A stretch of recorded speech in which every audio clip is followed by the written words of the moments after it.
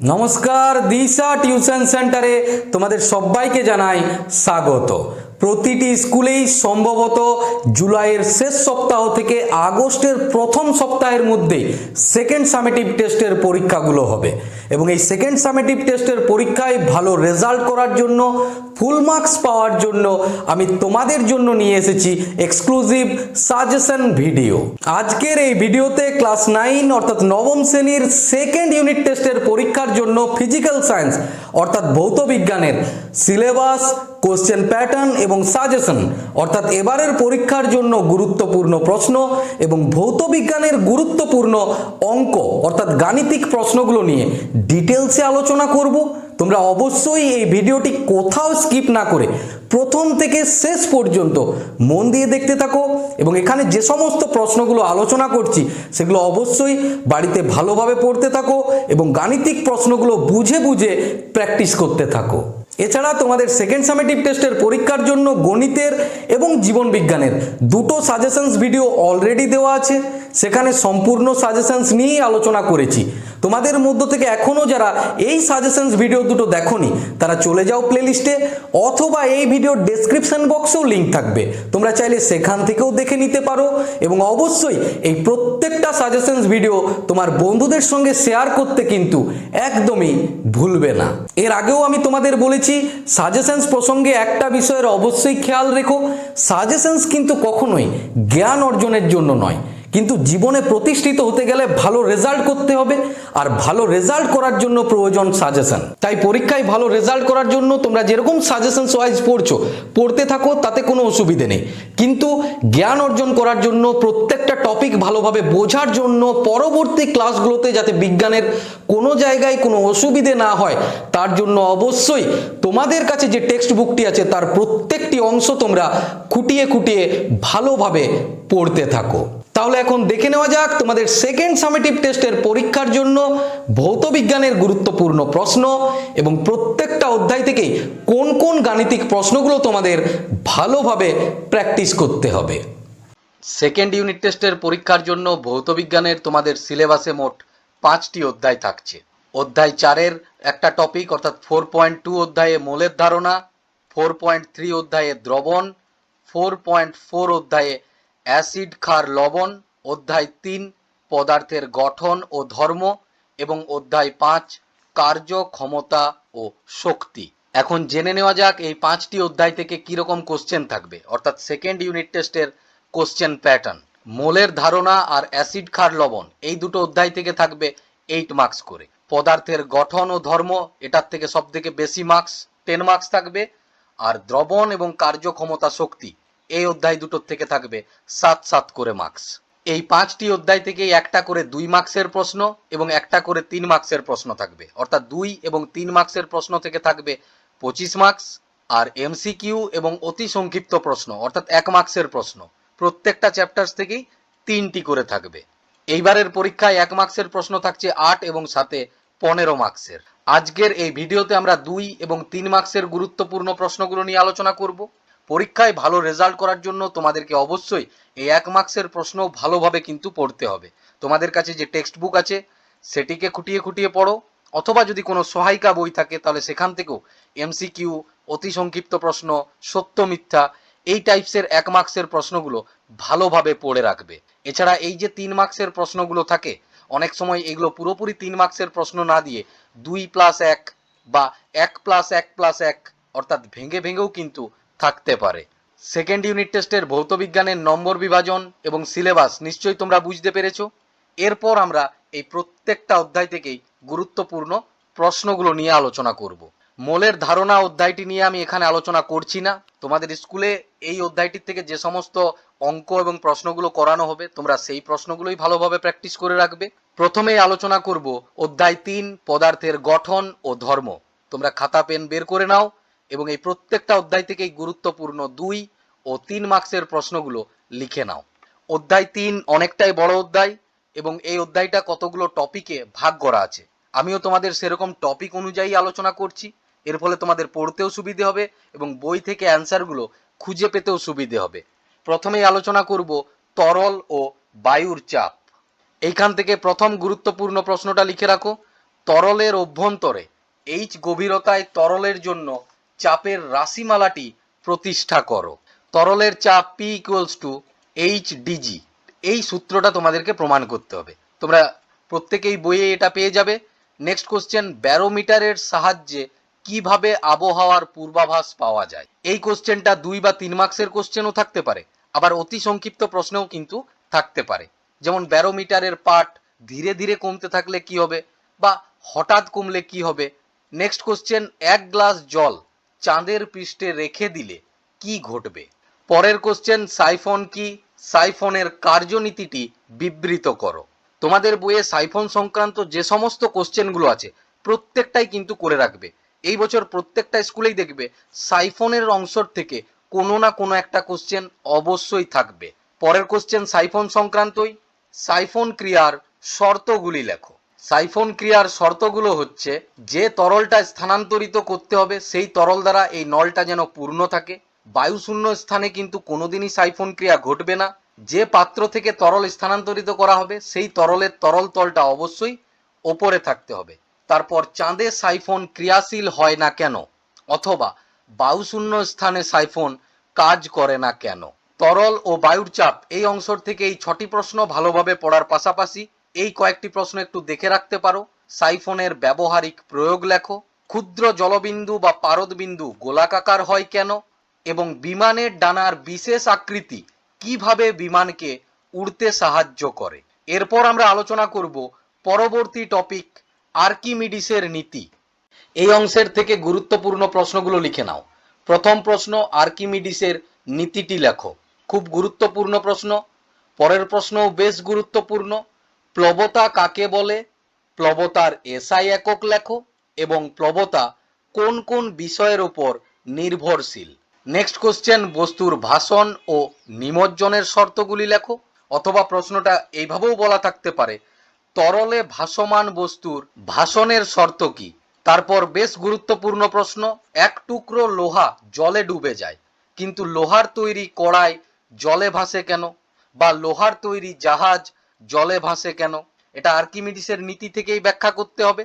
কোনো বস্তুকে জলে ডোবানো হলে বস্তুটিকে হালকা লাগে কেন? নেক্সট কোশ্চেনগুলো খুবই গুরুত্বপূর্ণ। আপেক্ষিক গুরুত্ব কাকে বলে? আপেক্ষিক গুরুত্ব এবং ঘনত্বের মধ্যে পার্থক্য লেখো। এই প্রত্যেকটা প্রশ্নই তোমরা বইয়ের মধ্যেই পেয়ে যাবে, অথবা যদি সহায়িকা থাকে সেখানেও পেয়ে যাবে, তাই আর আলোচনা করছি না। এখন দেখে নেওয়া যাক এই আর্কিমিডিসের নীতি এই অধ্যায়টির থেকে কি রকমের গাণিতিক প্রশ্ন তোমাদের থাকতে পারে। প্রথম গাণিতিক প্রশ্নটা বেশ গুরুত্বপূর্ণ। 3টি তরলের ঘনত্বের অনুপাত 1:2:3। প্রথম তরলের ঘনত্ব 1 গ্রাম পার ঘন সেমি।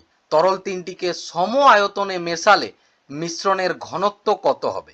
অনুপাত দেওয়া আছে এবং প্রথম তরলের ঘনত্ব দেওয়া আছে। তাহলে বাকি তরলগুলোর ঘনত্ব পেয়ে যাবে।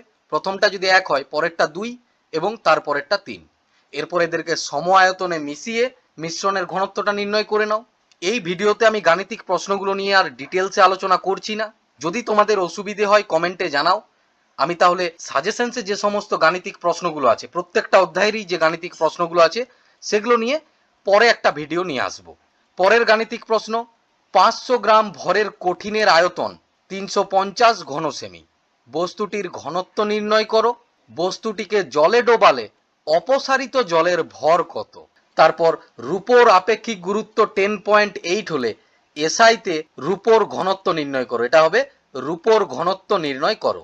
দুটি তরলের ঘনত্ব D1 ও D2। সমভাবে তরল দুটিকে মিশ্রিত করলে মিশ্রণের ঘনত্ব কত হবে? খুব গুরুত্বপূর্ণ কিন্তু এটা।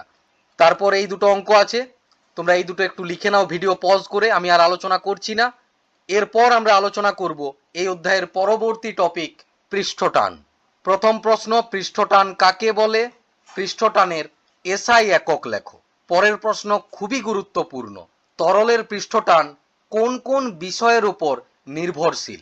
প্রশ্নটা এরকম 2 বা 3 মার্কসের আকারেও থাকতে পারে, আবার অতি সংক্ষিপ্ত প্রশ্নও থাকতে পারে। যেমন তরলের উপর যদি অপদ্রব্য মিশ্রিত হয় পৃষ্ঠটান বাড়বে নাকি কমবে, বা তরলের উষ্ণতা বৃদ্ধি করলে পৃষ্ঠটান বাড়বে নাকি কমবে।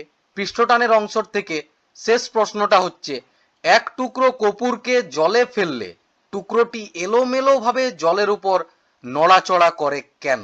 পরবর্তী টপিক, সান্দ্রতার থেকে গুরুত্বপূর্ণ প্রশ্নগুলো লিখে নাও। সান্দ্রতা কাকে বলে? সান্দ্র বল কি? সান্দ্র বল কোন কোন বিষয়ের উপর নির্ভরশীল? পরের প্রশ্ন, বেশ গুরুত্বপূর্ণ, সান্দ্রতা ও ঘর্ষণের মধ্যে পার্থক্য লেখো। ধারারেখ প্রবাহ বা শান্ত প্রবাহ বলতে কি বোঝো? নেক্সট কোশ্চেনও দেখবে বেশিরভাগ স্কুলের প্রশ্নেই আছেই, প্রান্তীয় বেগ কাকে বলে? প্রান্তীয় বেগের রাশিমালাটি লেখো। এবং শেষ প্রশ্নটা হচ্ছে সন্ধি বেগ কাকে বলে? এরপর দেখে নাও বার্নৌলির নীতি থেকে গুরুত্বপূর্ণ 2 ও 3 মার্কসের প্রশ্নগুলো। বার্নৌলির নীতিটি বিবৃত করো এবং বার্নৌলির নীতির গাণিতিক রূপটি লেখো। পরের কোশ্চেনও বেশ গুরুত্বপূর্ণ, দ্রুতগামী ট্রেনের পাশে দাঁড়ানো বিপজ্জনক কেন? তারপর তীব্র ঝড়ে অনেক সময় টিনের চাল উড়ে যায় কেন? পদার্থের গঠন ও ধর্ম থেকে এরপর আমরা আলোচনা করব শেষ টপিক, ইলাস্টিসিটি অর্থাৎ স্থিতিস্থাপকতা। স্থিতিস্থাপকতা এই অংশের থেকে প্রশ্নের চেয়েও কিন্তু বেশি আসার সম্ভাবনা গাণিতিক প্রশ্নগুলো। এই কয়েকটি প্রশ্ন তোমরা একটু পড়ে রাখবে, কিন্তু গাণিতিক প্রশ্ন এখান থেকে অবশ্যই ভালোভাবে প্র্যাকটিস করবে। এই অংশের থেকে 4টি প্রশ্ন তোমরা একটু দেখে রাখবে। পীড়ন কাকে বলে? পীড়নের একক ও মাত্রা লেখো। হুকের সূত্রটি লেখো, এটা খুবই গুরুত্বপূর্ণ, এবং হুকের সূত্রটি বিবৃত করো বা ব্যাখ্যা করো। ইয়ং গুণাঙ্ক কাকে বলে? ইয়ং গুণাঙ্কের একক ও রাশিমালাটি নির্ণয় করো। এবং শেষ প্রশ্নটা হচ্ছে তামার ইয়ং গুণাঙ্ক 1.26 ইন্টু 10⁻11 ডাইন পার বর্গ সেমি বলতে কি বোঝো?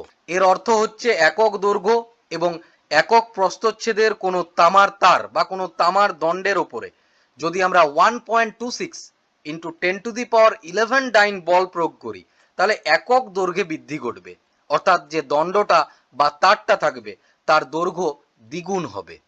এই অংশ থেকে এই প্রশ্নগুলো নিশ্চয়ই তোমাদের লেখা হয়ে গিয়েছে। এরপর দেখে নাও এখান থেকে গুরুত্বপূর্ণ গাণিতিক প্রশ্নগুলো। এখানে যে সমস্ত গাণিতিক প্রশ্নগুলো আছে এগুলো তো অবশ্যই ভালোভাবে প্র্যাকটিস করবে।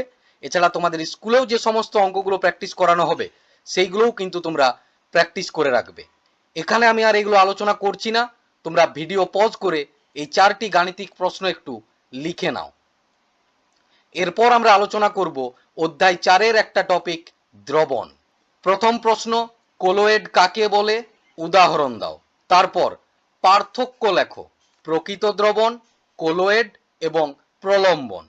এই 3টির পার্থক্যই করে রাখবে, কিন্তু এই বছর আসার সম্ভাবনা বেশি প্রকৃত দ্রবণ এবং কোলয়েডের মধ্যে পার্থক্য। তারপর টিন্ডাল এফেক্ট বা টিন্ডাল প্রভাব কাকে বলে? ইমালসন কাকে বলে? উদাহরণ দাও। এটা কিন্তু খুবই গুরুত্বপূর্ণ প্রশ্ন। পরের কোশ্চেন, সম্পৃক্ত দ্রবণকে অসম্পৃক্ত করার 2টি উপায় লেখো। অসম্পৃক্ত দ্রবণকে কি কি উপায়ে সম্পৃক্ত করা যাবে? অর্থাৎ সম্পৃক্ত দ্রবণ থেকে অসম্পৃক্ত দ্রবণ আর অসম্পৃক্ত দ্রবণ থেকে সম্পৃক্ত দ্রবণ কিভাবে করবে, এই 2টো প্রশ্নই করে রাখবে। তারপর সম্পৃক্ত দ্রবণ, অসম্পৃক্ত দ্রবণ ও অতিপৃক্ত দ্রবণ চেনার উপায় লেখো। এটা কিন্তু বেশ গুরুত্বপূর্ণ প্রশ্ন। পরের প্রশ্নও গুরুত্বপূর্ণ, দ্রাব্যতা কাকে বলে? এবং 40 ডিগ্রি সেন্টিগ্রেড উষ্ণতায় 40 ডিগ্রি সেন্টিগ্রেড উষ্ণতায় পটাশিয়াম নাইট্রেটের দ্রাব্যতা 65, এর অর্থ কি? নেক্সট কোশ্চেন, তরলে গ্যাসের দ্রাব্যতা কোন কোন বিষয়ের উপর নির্ভর করে? পরের প্রশ্নগুলো ভালোভাবে পড়ে রাখবে, এগুলোও কিন্তু পরীক্ষাতে অবশ্যই বেশিরভাগ স্কুলের কোশ্চেনেই থাকবে। দ্রাব্যতা লেখ কি? এর গুরুত্ব লেখো। গ্লোবাল লবণের দ্রাব্যতা উষ্ণতা বৃদ্ধির সঙ্গে সঙ্গে কিভাবে পরিবর্তিত হয় তা লেখচিত্রের সাহায্যে দেখাও। গ্লোবাল লবণের এই গ্রাফটা কিভাবে প্লট করবে? ওয়াই অ্যাক্সিস বরাবর থাকবে দ্রাব্যতা এবং এক্স অক্ষ অর্থাৎ এক্স অ্যাক্সিস বরাবর থাকবে টেম্পারেচার। প্রথমে এর কি হবে? উষ্ণতা বৃদ্ধির সঙ্গে সঙ্গে দ্রাব্যতা বাড়বে, তারপর একটা সময় পর আর দ্রাব্যতা বৃদ্ধি পাবে না। বোঝা গিয়েছে নিশ্চয়ই। পরের কোশ্চেনও খুব গুরুত্বপূর্ণ, বীজ কেলাস কি? এর ব্যবহার লেখো। এবং দ্রাব্যতার অংশ থেকে শেষ প্রশ্নটা হচ্ছে অজলীয় দ্রাবকের ক্ষতিকারক প্রভাবগুলি লেখো। দ্রাব্যতার অংশ থেকে এই 13টা প্রশ্ন দেখে রাখলে অবশ্যই তোমরা কমন পাবেই, কিন্তু কিছু কিছু স্কুলের কোশ্চেন একটু আলাদা হয়। তার জন্য বলবো আর কয়েকটা প্রশ্ন একটু দেখে রাখতে পারো। প্রথমটা হচ্ছে বিস্তার মাধ্যম ও বিস্তৃত দশা কি, ইমালশন কারক কাকে বলে, উদাহরণ দাও। পরের প্রশ্ন কোলয়েড সালফার কিভাবে প্রস্তুত করবে তা লেখো। প্রশ্নটা একটু ঠিক করে তোমরা লিখে নাও। কোলয়েড সালফার কিভাবে প্রস্তুত করবে তা লেখো। পরের কোশ্চেন দ্রাব্যতার সংজ্ঞায় উষ্ণতার উল্লেখ থাকে কেন এবং অতিপৃক্ত দ্রবণ কাকে বলে। দ্রবণের অংশ থেকে প্রশ্নের পাশাপাশি অনেক সময় গাণিতিক প্রশ্নও থাকে, তাই এই 8টি গাণিতিক প্রশ্ন তোমরা একটু প্র্যাকটিস করে রাখবে। আমি যে গাণিতিক প্রশ্নগুলো দিচ্ছি এই গাণিতিক প্রশ্নের প্যাটার্নগুলোকে কিন্তু প্র্যাকটিস করবে। পরীক্ষার সময় অনেক সময় থাকবে যে 25 ডিগ্রি উষ্ণতা দেওয়া আছে, সেটা অন্য উষ্ণতা থাকলো, মানে ডেটাগুলো চেঞ্জ থাকতে পারে। কিন্তু তুমি যদি তার প্যাটার্নটাকে বুঝে নাও, টাইপসটাকে বুঝে নাও যে কিভাবে কোন গাণিতিক প্রশ্নগুলো কোন সূত্রে করবে, কিভাবে করবে, তাহলে পরীক্ষার হলে কিন্তু অসুবিধে হবে না। প্রথমের যে অঙ্কটা আছে অর্থাৎ দ্রাব্যতা নির্ণয়ের অঙ্ক, এটা ভালোভাবে অবশ্যই প্র্যাকটিস করবে। তারপর এই যে 4-এর দাগের যে অঙ্ক আছে দ্রবণের গাঢ়ত্ব নির্ণয়ের অঙ্ক, সেটা শতকরা মাত্রায় থাকতে পারে বা মোলার মাত্রায় থাকতে পারে বা গ্রাম প্রতি লিটার মাত্রায় থাকতে পারে। তাই গাঢ়ত্ব নির্ণয়ের অঙ্কগুলোও কিন্তু ভালোভাবে প্র্যাকটিস করে রাখবে। এখানে আমি এই অঙ্কগুলো নিয়েও আলোচনা করছি না, তোমরা অবশ্যই ভিডিও পজ করে এই প্রত্যেকটা গাণিতিক প্রশ্ন লিখে নাও। দ্রবণের অধ্যায় থেকে আমি তোমাদের 8টি গাণিতিক প্রশ্ন দিয়েছি, তার মধ্য থেকে 2টো গাণিতিক প্রশ্ন সব থেকে বেশি গুরুত্বপূর্ণ, 1-এর দাগ এবং 4-এর দাগ। সবার লেখা হয়েছে নিশ্চয়ই গাণিতিক প্রশ্নগুলো? লেখা না হয়ে থাকলে ভিডিও পজ করে গাণিতিক প্রশ্নগুলো লিখে নাও। এরপর আমরা আলোচনা করব অধ্যায় 4-এরই পরবর্তী টপিক অর্থাৎ 4.4-এর অধ্যায় অ্যাসিড, ক্ষার ও লবণ। নির্দেশক কাকে বলে উদাহরণ দাও। তারপর নির্দেশকের বর্ণ পরিবর্তন, এটা কোনো প্রশ্ন নয়।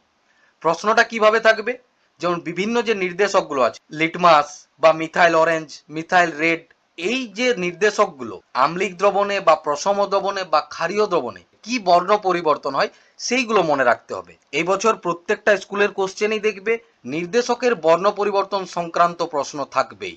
পরের প্রশ্নও বেশ গুরুত্বপূর্ণ, অম্লরাজ বা অ্যাকোয়ারিজিয়া কাকে বলে, এর ব্যবহার লেখো। 3 আয়তন গাঢ় হাইড্রোক্লোরিক অ্যাসিড এবং 1 আয়তন গাঢ় নাইট্রিক অ্যাসিডের যে মিশ্রণ সেটাকেই বলা হয় অম্লরাজ।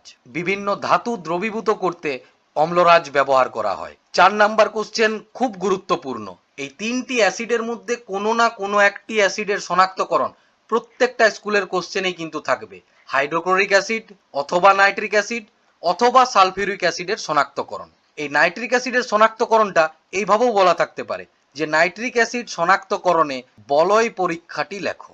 এই 3টি অ্যাসিডের শনাক্তকরণটাই ভালোভাবে পড়ে রাখবে। বলা মুশকিল যে কোন স্কুলে কোন কোশ্চেনটা থাকবে, কিন্তু এই কোশ্চেনটা অবশ্যই থাকবেই। পরের কোশ্চেন নাইট্রিক অ্যাসিড শনাক্তকরণের বলয় পরীক্ষায় যে বাদামি যৌগটি বলয় উৎপন্ন করে তার নাম ও সংকেত লেখো। এটা 2 মার্কসের প্রশ্নও থাকতে পারে, আবার 1 মার্কসের প্রশ্নেও থাকতে পারে। নাইট্রিক অ্যাসিডের ব্যবহারগুলি লেখো। কোন দ্রবণের পিএইচ বলতে কি বোঝো বা পিএইচ বলতে কি বোঝো, তারপর পিএইচ স্কেল বলতে কি বোঝো, দাঁতের ক্ষয়ের ওপর পিএইচ এর প্রভাবগুলি উল্লেখ করো। পিএইচ এর থেকে এই 3টি প্রশ্নই দেখে রাখবে। অক্সাইডের থেকে তোমরা দেখে রাখবে আম্লিক অক্সাইড এবং ক্ষারকীয় অক্সাইডের সংকেত সহ নাম। পরীক্ষাতে এটা 1 মার্কসের কোশ্চেনেই থাকবে। তারপর খুব গুরুত্বপূর্ণ উভধর্মী অক্সাইড কাকে বলে উদাহরণ দাও, এবং উভধর্মী অক্সাইড থেকেই পরের কোশ্চেন Al2O3 এটাকে উভধর্মী অক্সাইড বলা হয় কেন। Al2O3 অর্থাৎ অ্যালুমিনিয়াম অক্সাইড, এটা ক্ষারের সঙ্গে বিক্রিয়াতেও লবণ জল উৎপন্ন করে, আবার অ্যাসিডের সঙ্গে বিক্রিয়াতেও লবণ জল উৎপন্ন করে, তাই এটাকে উভধর্মী অক্সাইড বলা হয়। ভৌতবিজ্ঞানের যে কোনো কোশ্চেনেই যেগুলো তোমরা লিখছো সেখানে যদি বিক্রিয়া থাকে, কোনো রিয়াকশন থাকে, অবশ্যই সেই রিয়াকশনগুলো উল্লেখ করবেই, তবেই কিন্তু ফুল মার্কস পাবে। পরের কোশ্চেন ভালোভাবে পড়ে রাখবে, এটা কিন্তু এই বছর আসার একটা সম্ভাবনা আছেই। অম্লবৃষ্টি বা অ্যাসিড বৃষ্টি কাকে বলে, অম্লবৃষ্টির ক্ষতিকারক প্রভাবগুলি লেখো, এবং স্টোন ক্যান্সার কাকে বলে। পরের কোশ্চেন অ্যান্টাসিড কি, অ্যান্টাসিডের উদাহরণ দাও, বা বলা থাকতে পারে সিস্টেমিক ও নন সিস্টেমিক অ্যান্টাসিডের উদাহরণ দাও। লবণের অংশের থেকে তোমরা এই উদাহরণগুলো দেখে রাখবে। সমিত লবণ, অ্যাসিড লবণ এবং ক্ষারকীয় লবণের উদাহরণ। অ্যাসিড, ক্ষার ও লবণ এই অংশের থেকে এই 17টি প্রশ্নের পাশাপাশি তোমাদেরকে যে কোশ্চেনটা ভালোভাবে দেখে রাখতেই হবে, এগুলো প্রত্যেকটা স্কুলের কোশ্চেনেই থাকবে। কি ঘটে সমীকরণ সহ লেখো। 2 মার্কসেও থাকতে পারে, আবার 1 মার্কসেও থাকতে পারে। 3টি অ্যাসিড এবং ক্ষারের প্রচুর রিয়েকশন আছে, তোমাদেরকে বলবো প্রত্যেকটা রিয়েকশনই পড়ো, তাহলে ভৌতবিজ্ঞান বুঝতে তোমাদের সুবিধে হবে। এবং স্কুলে যে সমস্ত রিয়েকশনগুলো করাবে সেইগুলো তো তোমরা করেই রাখবে। তার পাশাপাশি এই আমি যেগুলো বলছি এগুলো কিন্তু ভালোভাবে পড়ে রাখবে, প্রত্যেকটাই গুরুত্বপূর্ণ। NaOH অর্থাৎ সোডিয়াম হাইড্রোক্সাইড দ্রবণে অ্যালুমিনিয়াম বা জিঙ্ক চূর্ণ ফেলা হলো, সিলভার নাইট্রেট দ্রবণে হাইড্রোক্লোরিক অ্যাসিড ঢালা হলো, জিঙ্কের সঙ্গে লঘু হাইড্রোক্লোরিক অ্যাসিডের বিক্রিয়া ঘটানো হলো। তামার সঙ্গে HNO3 বিক্রিয়াগুলো অবশ্যই দেখে রাখবে এবং তার পাশে পাশে কন্ডিশনগুলো মনে রাখবে যে কোন কন্ডিশনে এই বিক্রিয়াগুলো ঘটানো হচ্ছে। তামার সঙ্গে গাঢ় আর উত্তপ্ত HNO3, তামার সঙ্গে লঘু আর শীতল HNO3 এবং তামার সঙ্গে শীতল ও মধ্যম গাঢ় HNO3। তারপর চিনির মধ্যে কয়েক ফোঁটা গাঢ় সালফিউরিক অ্যাসিড যোগ করলে কি ঘটবে? জিঙ্কের সঙ্গে বা কপারের সঙ্গে গাঢ় উত্তপ্ত সালফিউরিক অ্যাসিডের বিক্রিয়া ঘটানো হলো এবং সালফিউরিক অ্যাসিডের সঙ্গে বেরিয়াম ক্লোরাইডের বিক্রিয়া ঘটানো হলো। এই রিঅ্যাকশনগুলো তোমরা অবশ্যই ভালোভাবে দেখে রাখবে, এগুলো একটা বা দুটো কিন্তু পরীক্ষাতে থাকবেই। এছাড়া তোমরা এই কয়েকটি প্রশ্নও একটু চোখ বুলিয়ে রাখবে। মিল্ক অফ ম্যাগনেসিয়া কি? কৃষিক্ষেত্রে ও মৎস্য চাষে পিএইচ এর গুরুত্ব লেখো, অম্লবৃষ্টির কারণগুলি লেখো, প্রশমন বিক্রিয়া কাকে বলে এবং বিলীয়মান রং কি? এরপর আমরা আলোচনা করব শেষ অধ্যায় অর্থাৎ অধ্যায় 5, শক্তির ক্রিয়া, কার্য, ক্ষমতা ও শক্তি। কার্য, ক্ষমতা ও শক্তি এই অধ্যায়টা নিয়ে আমি 3টি ভিডিও আপলোড করেছি, যেখানে ডিটেলসে আলোচনা করেছি প্রত্যেকটা অংশ, কিভাবে সংজ্ঞা মনে রাখবে, একক মনে রাখবে, সম্পর্কগুলো মনে রাখবে এবং এই অধ্যায়ে যে সমস্ত অঙ্কগুলো আসতে পারে সেই গাণিতিক প্রশ্নগুলো নিয়েও কিন্তু আলোচনা করেছি। গাণিতিক প্রশ্নগুলো করার জন্য কোন কোন সূত্রগুলো প্রয়োজন, তাই অবশ্যই এই সাজেশনস ভিডিওটা দেখার পরই তোমরা একবার কিন্তু কার্যক্ষমতা ও শক্তি অধ্যায়ের ভিডিওগুলো দেখে নিও, তাহলে দেখবে এই অধ্যায়টা বুঝতে তোমাদের কোথাও অসুবিধে হবে না এবং প্রত্যেকটা জিনিসকে তোমরা মনে রাখতে পারবে। কার্য, ক্ষমতা ও শক্তির থেকে গুরুত্বপূর্ণ প্রশ্নগুলো লিখে নাও। কার্য কাকে বলে? কার্যের এসআই একক লেখো। এসআইতে কার্যের অভিকর্ষীয় এককের সংজ্ঞা লেখো। পরের প্রশ্ন, বলের পক্ষে কার্য এবং বলের বিরুদ্ধে কার্যের উদাহরণ দাও। নেক্সট কোশ্চেন বেশ গুরুত্বপূর্ণ, কার্যহীন বল কাকে বলে? উদাহরণ দাও। ক্ষমতা কাকে বলে? ক্ষমতার রাশিমালাটি লেখো। ক্ষমতার সিজিএস ও এসআই একক লেখো। পরের কোশ্চেন, ক্ষমতা, বল এবং বেগের মধ্যে সম্পর্ক নির্ণয় করো। অথবা প্রশ্নটা এভাবেও বলা থাকতে পারে, ক্ষমতা ও বেগের মধ্যে সম্পর্কটি প্রতিষ্ঠা করো। অশ্ব ক্ষমতা বা হর্স পাওয়ার কাকে বলে? শক্তির অংশ থেকে প্রথম প্রশ্ন, গতিশক্তি কাকে বলে? গতিশক্তির গাণিতিক রূপটি নির্ণয় করো। নেক্সট কোশ্চেন অবশ্যই ভালোভাবে পড়ে রাখবে, এম ভরের একটা বস্তুর গতিশক্তি ই হলে প্রমাণ করো যে বস্তুটির ভরবেগ হবে পি ইকুয়ালস টু √2mE, বা ভরবেগ এবং গতিশক্তির মধ্যে সম্পর্কটি প্রতিষ্ঠা করো। এই প্রমাণটা একদমই ছোট্ট প্রমাণ, 2-3 লাইনের, 1-2বার ভালোভাবে পড়ে রাখবে, দেখবে মনে থাকবে। পরের প্রশ্ন, একটি হালকা ও একটি ভারী বস্তুর গতিশক্তি সমান, তাহলে কোনটির রৈখিক ভরবেগ বেশি হবে? পরের প্রশ্ন এই টাইপসেরই, একটি হালকা ও ভারী বস্তুর রৈখিক ভরবেগ সমান, কোনটির গতিশক্তি বেশি হবে? এই অধ্যায় থেকে আর দুটো প্রশ্ন তোমরা ভালোভাবে পড়ে রাখবে, দুটোই কিন্তু খুব গুরুত্বপূর্ণ। শক্তির নিত্যতা সূত্রটি লেখো এবং প্রমাণ করো যে অবাধে পতনশীল বস্তুর ক্ষেত্রে মোট যান্ত্রিক শক্তি সর্বদা অপরিবর্তিত থাকে। এছাড়া এই প্রশ্নটা একটু দেখে রাখতে পারো, কার্যের অভিকর্ষীয় একক ও পরম এককের মধ্যে সম্পর্ক লেখো।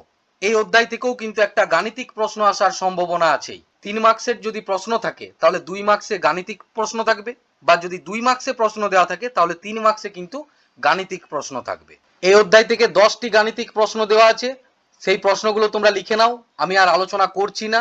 আবারও বলছি, এই প্রত্যেকটা অঙ্ক তোমরা ভালোভাবে প্র্যাকটিস করার চেষ্টা করো। যদি অসুবিধে হয় অবশ্যই কমেন্টে জানাও, কারণ একটাই ভিডিওতে যদি আমি সমস্ত কিছু আলোচনা করতে যাই তাহলে ভিডিও অনেকটাই বড় হয়ে যাবে। তার জন্যই এই ভিডিওতে শুধু প্রশ্নগুলো এবং গাণিতিক প্রশ্নগুলো দিয়ে দিলাম। যদি তোমাদের এই গাণিতিক প্রশ্নগুলো সলভ করতে অসুবিধে হয়, যদি তোমাদের বেশি কমেন্ট থাকে, আমি খুব তাড়াতাড়ি এই সাজেশনসে যতগুলো গাণিতিক প্রশ্ন আছে এই প্রত্যেকটা গাণিতিক প্রশ্ন নিয়েই আলোচনা করব। তোমরা এখন ভিডিও পজ করে এই 10টি প্রশ্ন লিখে নাও। প্রত্যেকটা অঙ্কই বুঝে বুঝে প্র্যাকটিস করবে। যেমন এই অঙ্কগুলো হচ্ছে ক্ষমতা নির্ণয়ের অঙ্ক, ঠিক? তাহলে ক্ষমতা নির্ণয়ের অঙ্কগুলো কোন কোন সূত্র লাগবে সেইগুলো মনে রাখবে, তাহলে পরীক্ষার সময় এই অঙ্কগুলো করতে তোমাদের সুবিধে হবে। 9এর অঙ্কটা হচ্ছে ভরবেগ নির্ণয়ের এবং 10এরটা হচ্ছে গতি শক্তি নির্ণয়ের। প্রথম দিকের যে অঙ্কগুলো আছে এগুলো হচ্ছে কৃতকার্য নির্ণয়ের বা কৃতকার্য দেওয়া থাকবে, সেক্ষেত্রে কতটা বল প্রয়োগ করতে হবে। সেকেন্ড ইউনিট টেস্টের পরীক্ষার জন্য তোমাদের যে 5টি অধ্যায় ছিল সেই 5টি অধ্যায়ের মধ্যে মোলের ধারণা অধ্যায়টা আর আলোচনা করলাম না। মোলের ধারণা থেকে তোমাদের স্কুলে যে সমস্ত প্রশ্ন এবং গাণিতিক প্রশ্নগুলো করানো হবে সেইগুলো ভালোভাবে প্র্যাকটিস করে নিও। এই ছিল তোমাদের ক্লাস 9-এর সেকেন্ড ইউনিট টেস্টের পরীক্ষার জন্য ভৌত বিজ্ঞানের সম্পূর্ণ সাজেশনস। এখানে যে সমস্ত প্রশ্ন এবং গাণিতিক প্রশ্নগুলো নিয়ে আলোচনা করলাম, এই প্রত্যেকটা বাড়িতে ভালোভাবে মন দিয়ে পড়তে থাকো। যদি কোনো ক্ষেত্রে কোনো প্রশ্নে অসুবিধে হয় তাহলে অবশ্যই এখানে কমেন্ট বক্সে কমেন্ট করো, অথবা এই যে নিচে নাম্বারটা দেওয়া আছে তোমরা এই নাম্বারেও হোয়াটসঅ্যাপ করতে পারো। কিন্তু মনে রাখবে এই নাম্বারটাই তোমরা শুধুমাত্র হোয়াটসঅ্যাপই করবে। যদি তোমাদের অতি সংক্ষিপ্ত প্রশ্ন অর্থাৎ 1 মার্কসের প্রশ্নগুলোর সাজেশনস প্রয়োজন হয় তাহলে নিচে কমেন্ট বক্সে কমেন্ট করে দিও। আগেও বলেছি আবারও বলছি, অতি সংক্ষিপ্ত প্রশ্নের কিন্তু কোনোদিনই কোনো সাজেশনস হয় না। তাই আমি যে ভিডিওটা নিয়ে আসব সেই ভিডিওতে অবশ্যই গুরুত্বপূর্ণ প্রশ্নগুলোই থাকবে, কিন্তু তার মানে এই নয় যে তোমাদের স্কুলগুলোতে ওই ভিডিওর থেকে অর্থাৎ ওই সাজেশনস থেকে সমস্ত প্রশ্নই থাকবে। অবশ্যই কিছু কিছু প্রশ্ন তোমরা কমন পাবেই, তাই এই কথাটা মাথায় রেখেই কমেন্টে জানাও। যদি তোমাদের বেশি কমেন্ট থাকে তাহলে আমি চেষ্টা করব খুব তাড়াতাড়ি সেই অতি সংক্ষিপ্ত প্রশ্নগুলোরও সাজেশনস ভিডিও নিয়ে আসার, এবং তোমাদের সুবিধের জন্য সেই অতি সংক্ষিপ্ত প্রশ্নগুলোর উত্তরগুলোও কিন্তু আমি দিয়ে দেব। তাছাড়া তোমরা তো জানোই প্রত্যেকটা স্কুলেরই ইউনিট টেস্টের কোশ্চেন আলাদা আলাদা হয়, তাই অবশ্যই আমার দেওয়া সাজেশনসের বাইরেও তোমাদের স্কুলে যে সমস্ত প্রশ্নগুলো করানো হবে তোমরা অবশ্যই সেইগুলোও মন দিয়ে পড়ে নিও। আজকের এই ভিডিওতে তোমাদের সেকেন্ড ইউনিট টেস্টের পরীক্ষার জন্য ভৌত বিজ্ঞানের সম্পূর্ণ সাজেশনস নিয়ে আলোচনা করলাম। এছাড়া সেকেন্ড ইউনিট টেস্টের পরীক্ষার জন্য এর আগে আরও 2টো সাজেশনস ভিডিও দেওয়া হয়েছে, অর্থাৎ গণিতের এবং জীবন বিজ্ঞানেরও সম্পূর্ণ সাজেশনস নিয়ে আমরা আলোচনা করেছি। তাই এই সাজেশনস ভিডিওগুলো এখনও যারা দেখোনি তারা চলে যাও প্লেলিস্টে, অথবা এই ভিডিওর ডেসক্রিপশন বক্সেও লিঙ্ক থাকবে, তোমরা সেই প্রত্যেকটা ভিডিও দেখে নিও এবং তোমাদের বন্ধুদের সঙ্গেও কিন্তু শেয়ার করে নিও। যদি তোমাদের এই ভিডিও ভালো লেগেছে, যদি তোমরা চাও তাহলে চ্যানেলটিকে সাবস্ক্রাইব করে রাখতে পারো ভবিষ্যতে এরকম আরও ভিডিও পাওয়ার জন্য, এবং ভিডিওতে তোমরা একটা লাইক করে দিও এবং এই ভিডিওগুলো তোমাদের বন্ধুদের সুবিধের জন্য বন্ধুদের সঙ্গেও শেয়ার করে নিও। আজ তাহলে এই পর্যন্তই, তোমাদের সঙ্গে দেখা হবে খুব তাড়াতাড়ি এরপর অন্য একটা ভিডিওতে। বাড়িতে মন দিয়ে পড়ার পাশাপাশি এই গরমে তোমরা প্রত্যেকেই কিন্তু নিজেদের শরীরের খেয়াল রেখো। অযথা রৌদ্রে একদমই বেরোবে না, বাড়িতে পর্যাপ্ত পরিমাণে পানীয় জল পান করতে থাকো। যদি জল তেষ্টা নাও পায় তা সত্ত্বেও কিন্তু বারে বারে জল পান করতেই থাকো। সবাই সুস্থ থেকো, ভালো থেকো।